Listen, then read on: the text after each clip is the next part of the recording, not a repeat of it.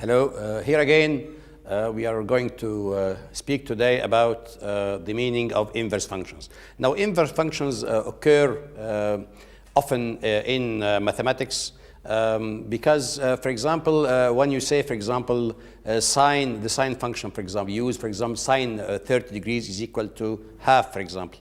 The opposite case would be what is the angle of which the sine is equal to half.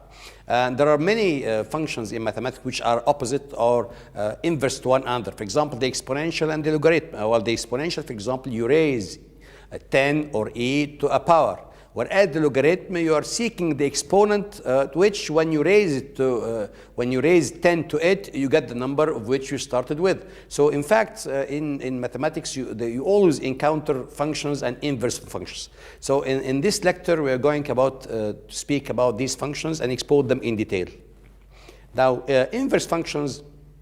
First of all, we shall speak of the existence. When does an inverse function exist? Then, how to obtain inverse functions. And then later, how to graph inverse functions. And finally, we shall speak of the most important inverse functions, like the logarithm or the inverse trigonometric functions, and so on. And we give some examples. Now, the existence of the inverse, when does an inverse function exist? First of all, I'd like to tell you that on your calculator, there is a button called shift.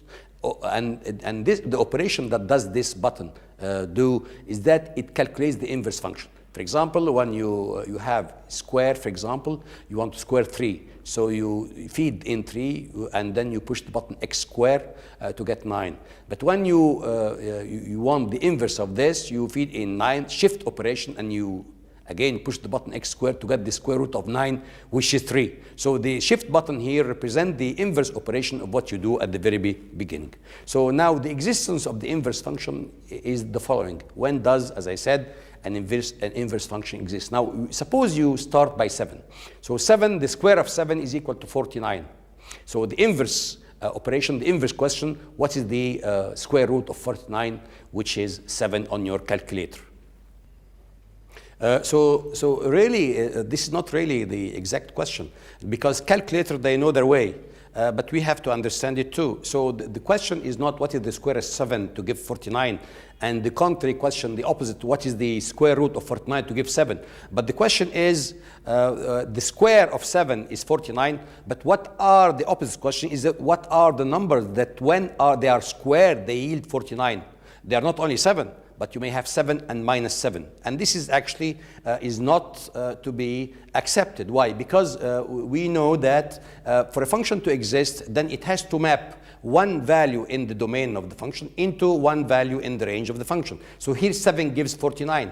But the opposite question, which is f minus 1, we denoted by f minus 1, the question is, what are the values 1 squared give 49? So you have here, you must either end up with 7 or you end up with minus 7. You can't have both, because the arrow must end up, as we said before in our third lecture, must end up in one unique value in the range of f minus 1 here in this case. So either you choose, you have two possibilities. Either you say that 49 here end up with 7, give 7 as the operation f minus 1, or you choose the other one. 49 here gives minus 7. So actually these are the two branches that you have to choose between in order to obtain your inverse function. And calculators, for example, choose the first option.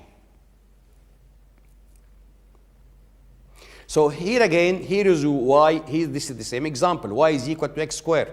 So either you choose x1, this is the first function, is equal to square root of y. You solve x as subject. Either you have x1 is equal to square root of y, or x2 is equal to minus square root of y. So each of them could be an inverse function to the original function y is equal to x squared. But it depends on the domain of x squared here. Either you choose the values of x greater or equal to 0, or the values of x less than equal to 0. It's up to you to choose the inverse function to this particular function. But as an original function y is equal to x squared, in fact, such function has no inverse because because although for each x there is a unique y, but for one value of y it yields two values of x, and therefore we call this function an improper function to obtain an inverse function out of it. So the reason why this function we cannot obtain an inverse function out of it is that the horizontal line in which we draw met the graph in two values, x1 and x2. And here as well, this function here, one horizontal line gives three values of x, of which they all have the same value of y. So an inverse operation then of y gives you three values of x. So this function also has no inverse according to our definition of inverse function. So in order that an inverse function then to exist, the original function has to be, it's called injective. Injective meaning that for each x there is an y, but also for each y there is one value of x. For example, here there are two x's, and therefore y is equal to s squared cannot have an inverse function. Either you choose the branch for which x is positive or the one for which x is negative. Whereas here, this is a monotonic increasing function, which is x cubed. This has an inverse y, because if we draw any horizontal line, it will meet the graph into only one point. We call this kind of functions injective functions. So an injective function is a function in which you can calculate the inverse. Usually, the condition under which a function is injective, there are many ways of saying that this function is injective. The best thing is to draw a horizontal line and see where does it meet. But if the function is monotonic increasing or monotonic decreasing, then we are sure this is sufficient to be injective. Of course, this is it's not necessary, it's only sufficient, but it's also necessary if the function is continuous. In other words, if you emit continuous function, then all you have to do is that to check whether it's increasing all the time or decreasing all the time, and therefore it's an injective function. So the first condition, the function has to be injective in order to have an inverse. The other thing too, the function, if for example you want to obtain the inverse of y squared, in the domain of the inverse, you cannot choose a value here, for example, for y. Because, for example, if you choose y is equal to -1, can -1 is equal to s squared? You can't have an x such that x squared is equal to -1. Usually, we have to stick in the domain of f minus 1, we have to stick to those values that lie in the range of f. In order that the function has an inverse function. But then we know very well that f maps from the domain of the function till the codomain of f. And f minus 1 here, since it maps the values from the range of f till the domain of f, which is the range of f minus 1, then here directly, since this is the opposite of this one, so we must have that the range of f is equal to codomain of f. In other words, we have to restrict the codomain of f to be equal to the range. In other words, we restrict the range of f to cover all the codomain of f. In other words, f is an onto function, or as we said before, a surjective function. So now f is injective, and now f is also surjective. We call the function when it is injective and both surjective, we call it a bijective function. But this restriction of surjectivity is not needed, because we can always restrict the codomain of the function to be the range of f, and therefore injectivity or injective functions are, when we check the injective criteria, it's enough as a condition to find an inverse function. So all you have to do in order to find the inverse of a function, you have to check first whether the function is injective. And to be injective, if it is continuous, then you check that whether it is increasing all the time or decreasing all the time.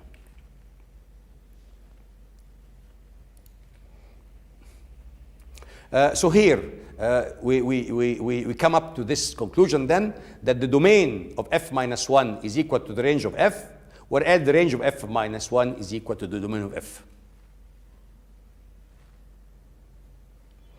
So suppose now we have a function and we calculated the inverse. So since we calculated the inverse, then if you go back to the back slide here, since we calculated the inverse, we can move actually the function f, make us move from x till the range of f, a point y in the range of f. Of course, if we do a composite operation of f minus 1 of f, suppose this is the inner function, this is the outer function. In other words, f minus 1 f of x, what do we obtain? F minus 1 f of x is equal to xy, because we operate from x till y and then from y again to x. So f minus 1 of what? Of y, which is f of x, must be equal to x. Or you may say that you may start from y. So f minus 1, you have here f of what? Of f minus 1 of y. You start from y to get x, and then from x to y. So f minus 1 of y to get x, and then f of f minus 1 must be equal to y. So what we actually have now obtained is that f minus 1 of f of x must be equal to x for all x lying in the domain of f, and f minus 1 of y must be equal to y for all y lies in the range of f. And this is the way, this is a test to know whether the function f minus 1, which you obtain, is really an inverse function of the original function f. So now how can we obtain inverse functions? First of all, we have to make sure that f is 1 to 1. 1 to 1 means injective function. In other words, one value of the x gives one value of y, and the opposite also is true. One value of y gives one value of x. And this is easy. If the function is monotonic, increasing or decreasing, then it's sufficient condition for that the function is injective. After we do that, we solve y is equal f of x in order to make x a subject. The meaning of English, usually they say x a subject. In other words, they solve x for y. For example, y is equal to x squared, then x is equal to square root of y or minus square root of y. So, and after they do this, with this you have end up, this is finished, because the operation, we said before that the operation is not the variables x and y, but the inverse operation. This is the function f, the original operation, and this is the inverse operation. So here it's finished. Here we calculated the inverse function, but we usually, what we like most of the time is that we like the independent variable to be on the right hand side and the dependent variable on the left hand side. We like this to be x and this to be y. So we do a final step is that we interchange the variables x instead of y. So whereas here we finished the problem, and yet it's nice to put it in this form. For example, here, y is equal to x cubed. This is the original operation. What is the inverse of this operation? Of course, y to the power 1/3. So here we have the graph y is equal to x cubed. And if we move from a particular value of a, using the operation f, we end up with a cube. But on the contrary, if we move from a certain b, using the operation f minus 1, we must end up with b to the power 1/3. So actually what you do, when you move from x to y, you move with f, and when you move from y to x, you operate using f minus 1. So, but here you realize something. Here is the function f, and here is the function f minus 1. It's not necessary to use the same variables. The important thing here, you take the cube of x, and here you take this cubic root of y. So these are opposite to one another. But here the only drawback here is that you use the same curve. You use the same curve to obtain f and f minus 1. And it's better most of the time to have the independent variable on the x-axis, on the horizontal axis, and the dependent variable on the vertical axis. So what we do, we replace the variable. Instead of writing x is equal to y to the power 3rd, we write y is equal to x to the power 3rd. For example, here, for example, we have y is equal to x squared. Y is equal to x squared, but we showed the branch in which x is negative. So what is the opposite of this? We solve this. The first step is to check that that the function is 1 to 1. It is, yes, because it is monotonic decreasing. Therefore, it's injective. So it has an inverse. The inverse is what? We make x as subject. That's the second step. So you get x is equal to either square root of y or minus square root of y. But then, since x is negative, we restrict ourselves to the minus square root of y. So here now it's finished. Now we got the inverse function. But it would be nicer if we let the independent variable, in this case y, to be x, and x is y. So we change y into square root of minus x, and we draw the inverse function as this. This is the inverse function, y is equal to minus square root of x.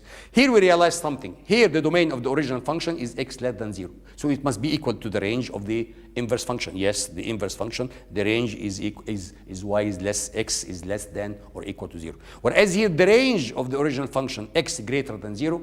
So this must be the domain of the inverse function, x is greater or equal to 0. So the range of the first one is the domain of the second, and vice versa.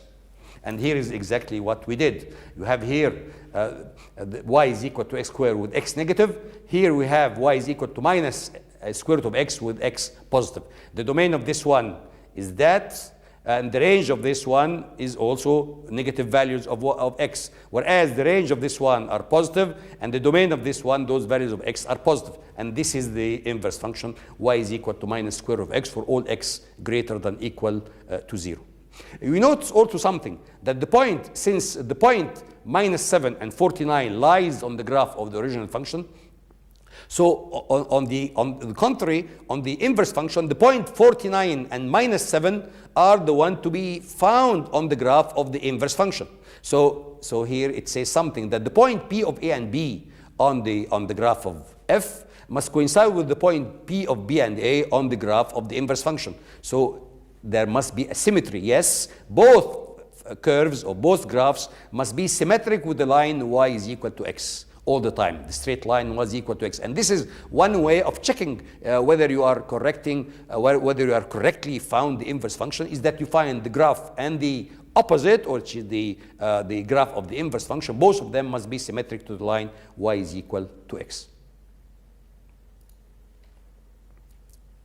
Again, here is y is equal to x cubed. Y is equal to x cubed, then the opposite, the inverse function, you solve x in terms of y, so you get x y power to the third, and then you replace the variable, so you get y is equal to x to the power third. Here, both the function and the inverse function, both of them have domain R and range R. And you see both of them are symmetric with the line y is equal to x.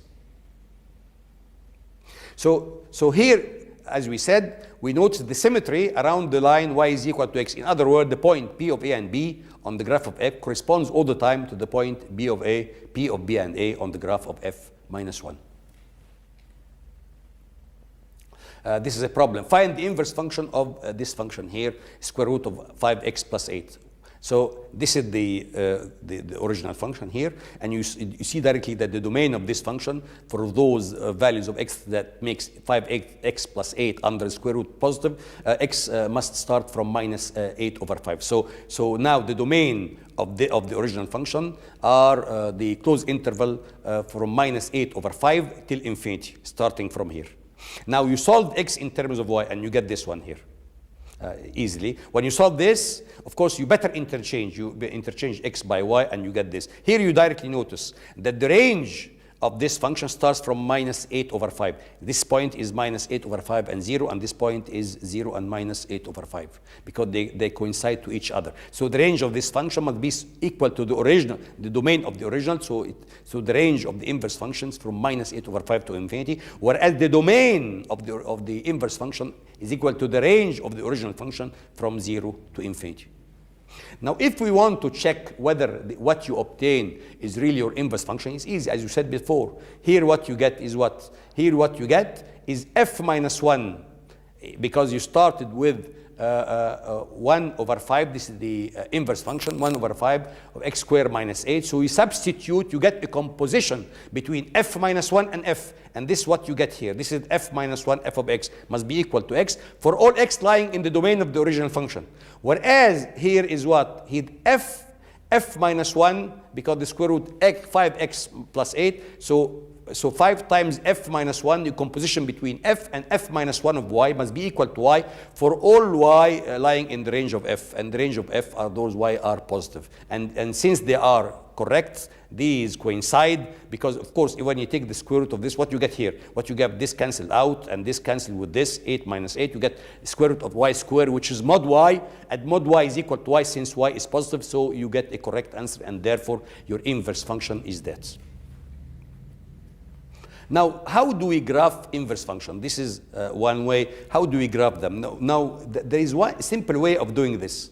You always start with the graph of f. This is the first step. You have 3 steps to do. This is, for example, this is the original, the last example which we explained. Now, this is the graph of f. What you do is you do a counterclockwise rotation of the graph of f to obtain this one here.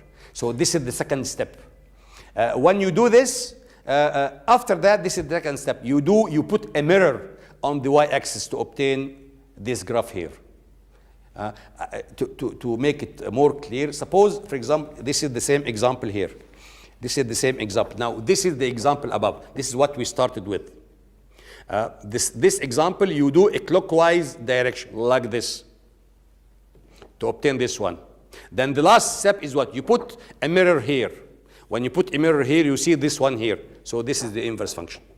So this is the original function, and this is the inverse function. And if you plot them together, what you get, as a matter of fact, here is you get, this is now your inverse function. This is the original function, which was like that. And this is the inverse function. And you see that both of them, if you draw a line here, both of them are symmetric with the line y is equal to x. You get like this. This is the line, and you get both must be symmetric. Again, suppose, for example, that you have here, this is, you investigate, for example, the curve y is equal to 1 over x plus 1. Now, this is the original function. The original function, now the domain is what? Is r except minus 1. And the range is what? Is r except 0. This is the original function. What do?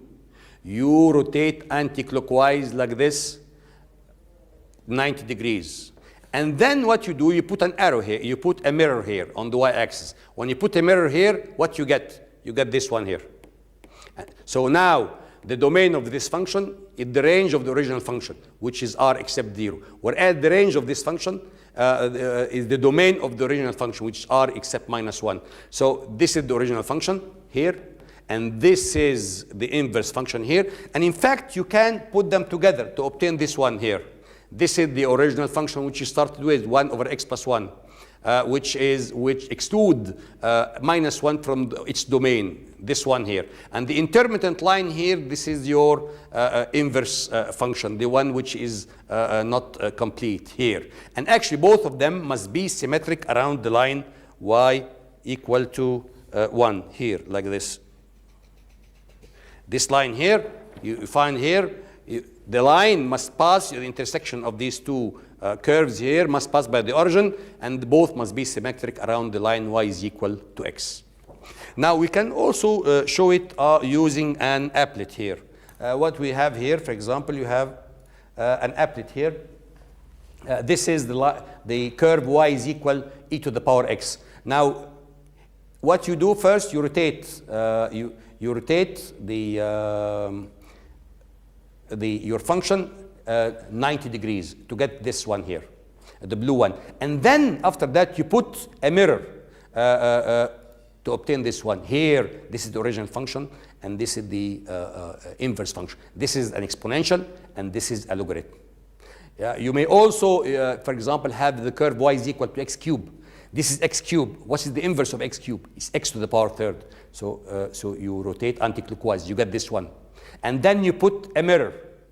You get this one. Here, the original function, x cubed, and this is the inverse function, x to the power 1/3.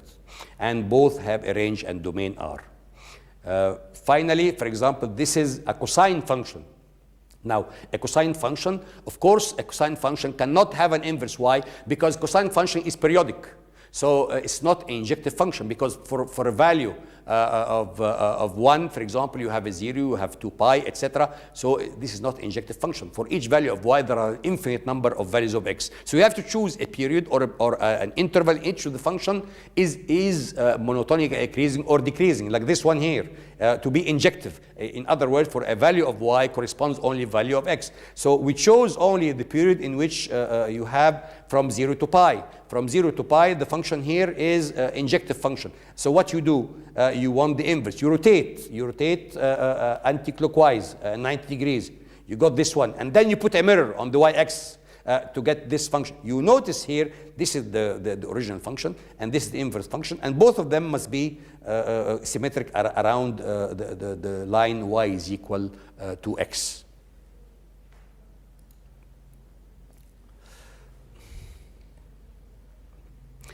Now, one major applications of the inverse function, usually students, they find an easy way to find the domain of the function. But for the range of the function, it is difficult. So since now we know that the range of the inverse is equal to domain of the original function, and the range of the function and the domain of the inverse function is equal to the range of the original function, so it's easy now. If you want to calculate the range of the original function, all what we do is to obtain the domain of the inverse function. So suppose, for example, you have here, as I said, the range of f coincides with the domain of f minus 1.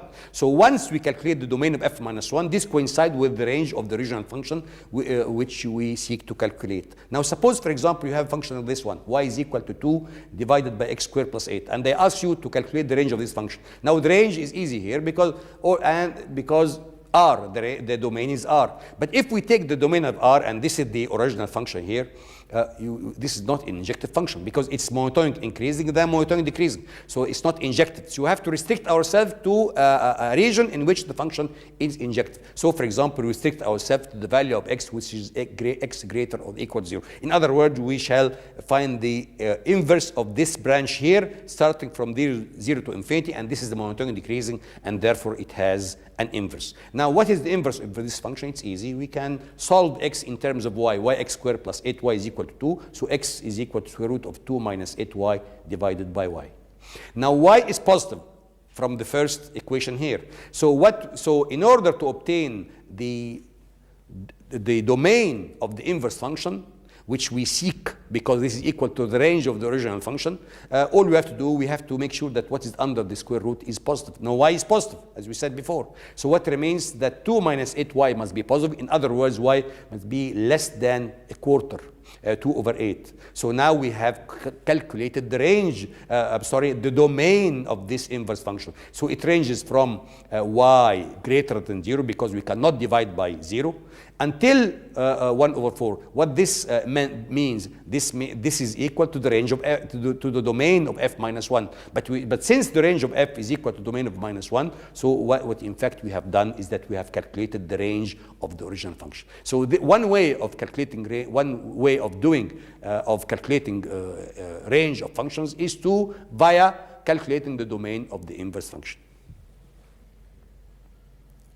Now, we have to to expose ourselves to the inverse of some important function, like, for example, the inverse of the exponential function. Now, the exponential functions, what is the inverse of the exponential function? It's the logarithmic function. So log to the base a of x is the opposite of a to the power, or the inverse function of a to the power x. There we calculate a to the power x, and here we found the exponent. When raised a to it, you obtain x. Of course, we exclude a is not equal to 1. Why? Because a to the power x, when a is equal to 1, is not an injective function because it's straight line all through, so it has no inverse. But otherwise, if a is not equal to 1, so you get the logarithmic function.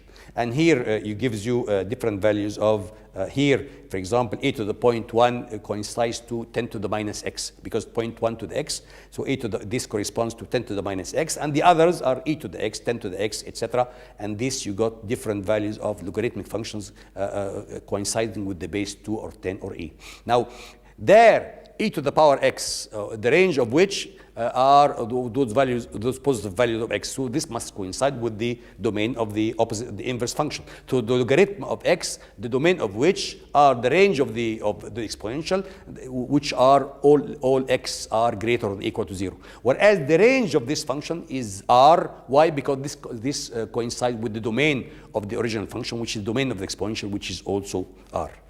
So now we have here is the exponential function, and here is the logarithmic function. And you see that both of them are symmetric with the line y is equal to x. So the points 0 and 1 on the graph of e to the power x coincide to the point 1 and 0 on the graph of logarithm x. And the domain of this is equal to the range of the other one. And again, here the composition between the two. For example, here you have what? Here you have f of f minus 1 of y, of x or of y, doesn't matter. The variables are not important. It's the operation itself. Here you have what? Here you have f minus 1, because this is the inverse of the exponential. F minus 1, f of x is equal to x for all x lying in the domain of e to the x, which is r. Whereas here you have what? You have f minus 1 of x is equal to x for all x lying in the range of the original function, which is all values of x greater than 0. So f minus 1 f of x is equal to x, and f minus 1 of y is equal to y, or f minus 1 of x is equal to x for all values of x lying in the range of the function f, which is all values of x which are positive. Now, these are properties of logarithm, and all of you know them. Logarithm AB, for example, logarithm A plus logarithm B, and all of this, you can find them in any pre-calculus book. Now, these are the trigonometric functions. We've chosen only a few of them. For example, sine x. You seek, for example, the sine of 30 degrees is equal to 1/2. What is the angle of which, the sine of which is equal to half? It's equal to 30 degrees. So now here is the original function sine. We cannot take all the sine graph because it's not injective. We restrict ourselves from in the interval from minus pi by 2 till pi by 2. This is the domain, and the range from minus 1 to 1. So the inverse must be the contrary. The domain from minus 1 to 1, and the range from minus pi by 2 till pi by 2. And you got the inverse function. Both of them, if you draw them together, you will find them symmetric around the line y is equal to x. Finally, you have hyperbolic functions. Now, we said before that hyperbolic function like sine hyperbolic x, this is the representation or the definition of sine hyperbolic x. Now, we see here that hyperbolic functions are based on exponential functions. So we should, in fact, if we are by logic, that the inverse of the hyperbolic function must be based on the inverse function of the exponential, which is the logarithm. In other words, if we seek to determine the inverse function of the sine hyperbolic x, it must be based on the logarithmic function of x. And this is true. All you have to do, you can solve this, y is equal to half e to the x minus e to the minus x. You can solve them and obtain x in terms of y easily. Here, this is a second degree in e to the power x. You multiply this equation by e to the x to obtain e to the xy is equal to half e to the twice x minus 1. And you solve in terms of e to the x as subject, you obtain e to the power x in terms of y, and then you take the logarithm, and you end up with this form here. This is the original function. Twice y is equal to the e to the power x minus e to the power minus x. You multiply by e to the x. You got a second degree equation in e to the x, whose solution, here the solution, and then you represent x in terms of y. And of course, this is the inverse function, the logarithmic function. Of course, you may replace, if you want, you may replace x by y if you wish. But this is the inverse function of the hyperbolic function. And like this, we actually have come up with the end of our lecture because we expose now inverse functions. We exposed the exponential functions and the anti-exponential, which is logarithmic functions. We said that for a function to have an inverse, it must be injective, or it must, in which case you can check whether it's monotonic increasing or monotonic decreasing, and this is a sufficient condition. This is another example here. It tells you, for example, this is the function f, and you want to prove that this is the inverse of f. Now, this function f, e to the power x, square root of x is always increasing, so e to the power x is increasing. The logarithm of something which is increasing, this is a composite function, must be increasing, so this is a monotonic increasing function. Since it is a monotonic increasing function, so therefore it is injective, and therefore it has an inverse. So how can we calculate the inverse of such function? It tells you here, this is the result, but you can do it. All you have to do is from here, for example, you can solve x in terms of y. You set y is equal to logarithm of e to the power x minus 1. So if y is equal to logarithm, it means what's inside the logarithm is equal to e to the power y. Like this. And then you want to solve x in terms of y. So you get e to the power x is equal to the e to the power y plus 1. So what is the value of x? Finally, you have square root of x. You take the logarithm of both sides. You have logarithm of e to the y plus 1. So now, from this, you can proceed down it. You get to obtain x. So what's the value of x? X is equal to what? To squaring the square of logarithm e to the power x plus 1. Of course, you can interchange, as I said. But it's enough to say that x is equal to logarithm e to the power y plus 1 all square.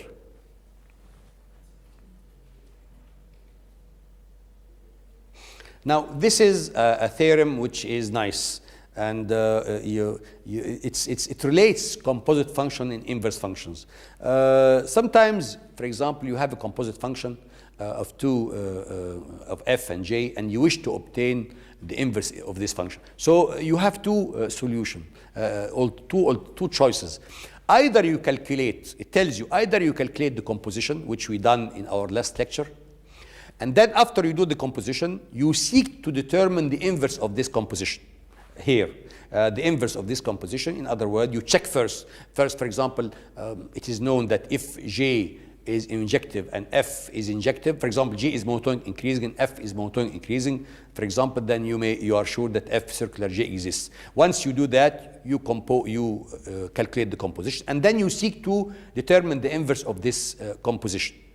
This is one choice of doing this, but there is a theorem which you can use and which facilitate your task. It tells you directly that the inverse of a composition is equal to the composition of both inverses. In other words, you can calculate, if you know that G has an inverse, you can calculate the inverse of G, and you can also calculate the inverse of F.